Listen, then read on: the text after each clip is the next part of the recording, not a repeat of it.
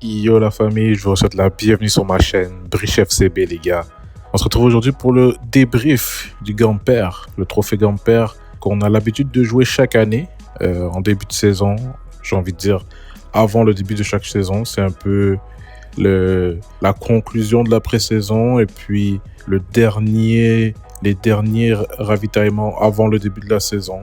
On a vu une équipe de Como qui a été invitée cette année, l'équipe où le sergent Sergi Roberto est en train de pratiquer son football en même temps. Mais pas que, il y a aussi comme entraîneur Cesc Fabregas, un ancien milieu que je trouve qui est très sous-coté et qui n'a pas pu, selon moi, avoir la carrière qu'il aurait dû avoir, surtout avec son passage au Barça. Il aurait pu faire plus, beaucoup plus. Je pense qu'il aurait pu succéder à Xavi. Mais bon, ça c'est un autre sujet. On a reçu le Como aujourd'hui. Très bon match. On a vu l'équipe première s'imposer 5-0 et notamment 4-0 à la fin de la première mi-temps. Donc c'était une très bonne conclusion de la pré-saison. On a pu s'adapter. On a vu une défense centrale composée de Cubarsí et Araujo.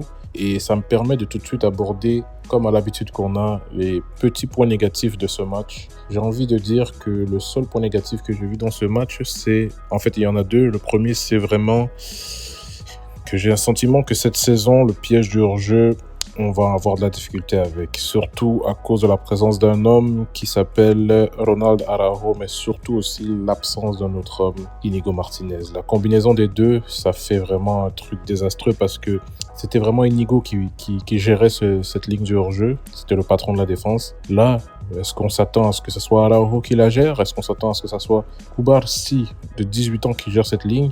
C'est très compliqué. Je ne sais pas, peut-être que ça devrait être Christensen qui doit être mis de l'avant. Mais Araujo, le capitaine numéro 1 du Barça maintenant, oui, avec la situation de Ter Stegen et tout. Donc ce sera un peu compliqué de gérer le tout. C'est vraiment... J'ai vu déjà dès la 20e seconde, on voit Araujo qui a de la difficulté à gérer la ligne de hors-jeu, qui met l'attaquant de Como en jeu. L'arbitre a sifflé, il n'y a pas de VAR à l'Estadi Johan Cruyff, mais il était en jeu. Vous voyez, si en 20 secondes on concède, c'est quand même problématique. Donc le point négatif de ce match, et je pense le point négatif de ce mercato, de cette pré-saison, etc., c'est vraiment la perte d'Inigo Martinez, et qui rime avec la ligne de hors-jeu compliquée.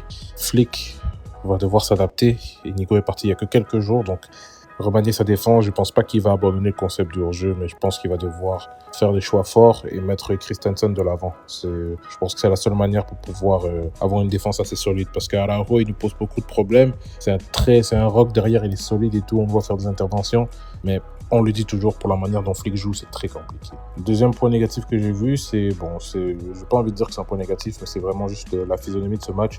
J'ai eu l'impression que, paradoxalement, on a marqué beaucoup de buts en pressant, mais j'ai quand même eu l'impression que le pressing, particulièrement au milieu de terrain, était un peu laxiste. Les Pedri, De Jong, Fermin étaient souvent un peu en retard sur certains duels qui permettaient à l'équipe de Como d'enchaîner les schémas pour sortir de la pression. J'ai eu l'impression qu'ils ont eu un peu trop de facilité, mais bon, on va pas non plus mettre des attentes très hautes parce que c'était le Gamper, c'était pas... On se préserve aussi pour la saison qui commence dans une semaine. Le premier match de Liga est dans moins d'une semaine, on joue samedi. Donc c'est comprenable, mais c'est un truc que j'ai observé durant ce match. Pour maintenant parler des points positifs, j'ai envie de dire qu'on voit un Fermin qui a très faim et qui, selon moi, a même l'objectif de s'imposer en tant que titulaire. On n'a pas vu Dani Olmo aujourd'hui. Peut-être qu'il est préservé, et logiquement c'est un peu le cas.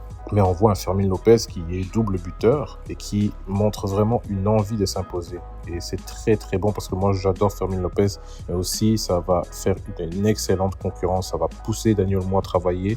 Et la simple dynamique entre les deux, entre nos 2-10, voire nos 3-10, nos 4-10, peu importe, va pousser chacun des joueurs à donner son maximum. Et Fermin Lopez, homme du match, qui a reçu le trophée étoilé de l'homme du match du Grand-Père, c'est très bon pour son début de saison. Très hâte de voir le niveau de Fermin cette année. L'autre point positif que j'ai envie de dire, que j'ai envie de souligner vraiment, c'est l'évidence. L'évidence, Lamine Yamal. Lamine Yamal est prêt. Lamine Yamal, il y a beaucoup de personnes qui ont aimé le critiquer à son premier match, à son anniversaire et tout cet été. Mais là, on voit qu'il est prêt. En quelques matchs, il s'est préparé, il est monté en puissance et là, il est à 100% prêt pour la saison. J'ai très très hâte de voir l'évolution qu'il aura eue en quelques mois, mise à l'épreuve dans des matchs de Liga, dans des matchs de championnat qui arrivent. C'est important de dire que pour le Ballon d'Or, les votes ferment bientôt. Donc, bien que le Ballon d'Or sera voté pour la saison dernière, les impressions que Lamine Yamal fera dans les premiers matchs de Liga influenceront les votants.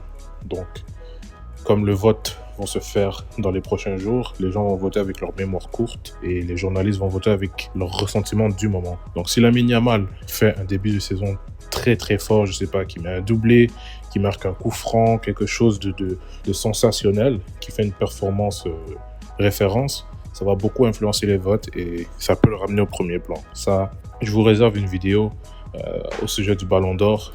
On a eu notamment la liste des 30 nominés. On va débriefer tout ça et puis donner nos opinions sur tout ce qui est Ballon d'Or, pré-saison, mercato du Barça, conclure un peu cette pré-saison, le mercato qui va terminer et entamer la saison ensemble, les gars. Le deuxième point positif que je veux souligner encore, c'est vraiment la performance de Marcus Rashford. Je sais qu'il a raté un truc inratable, qu'il a fait un truc un peu gag, et ça risque d'être ce que les gens vont retenir parce que je ne sais pas si tout le monde suit les grands-pères, mais les images risquent de circuler. Mais Rashford, il a d'autant plus fait un excellent match selon moi dans les efforts, dans la distribution, dans le positionnement, dans le pressing. Il était présent, notamment sur le but où il fournit une passe décisive à Rafinha. Toute l'action du départ, de la longue balle de Joan Garcia, la réception de Rashford dans la poitrine, il ramène le ballon au sol, il distribue, il fait la course de peut-être 50 mètres du milieu de terrain pour se mettre disponible. Fermin qui lui glisse le ballon, il passe physiquement le dernier défenseur, il utilise très bien son corps pour se protéger sa main et il distribue le caviar à Rafinha qui n'a plus qu'à pousser le ballon au bout du filet. Donc une action qu'on n'a pas vue depuis longtemps au Barça avec les numéros 9 parce que depuis Luis Suarez Prime et encore là, c'était un style de joueur différent. On a rarement vu c'est un attaquant comme ça, à la fois de fixation mais à la fois de profondeur et à la fois de ballon au pied. Donc c'est pas Lewandowski qui nous fournit ça. Ferran Torres c'est un peu différent, c'est un peu un joueur total, mais là Rashford qui est vraiment un athlète d'exception et qui est capable d'être un point de fixation avec sa taille et qui se débrouille très très très bien, plus que se débrouiller avec ses pieds et sa technique. Donc je suis très très très content de sa polyvalence et moi je retiens le positif de son match, son action ratée, je retiens même le fait qu'il a eu la lucidité de dribbler. Bon, ça peut arriver, il a mal pris le ballon et tout, mais j'ai envie de le compter presque comme un but qu'il a mis parce qu'il a fait le geste qu'il fallait, il a contourné le gardien sans paniquer. Si c'était une situation où il tente de tirer et qu'il rate, là ça aurait été peut-être symptôme de manque de confiance ou un symptôme de panique, vous voyez, ou s'il tirait et ratait le cadre, ou si la manière de contourner le gardien était bizarre et qu'il ratait ensuite, vous voyez. Là il a tout fait parfaitement, c'est juste bon, je pense qu'il a eu une malchance de mal prendre le ballon un peu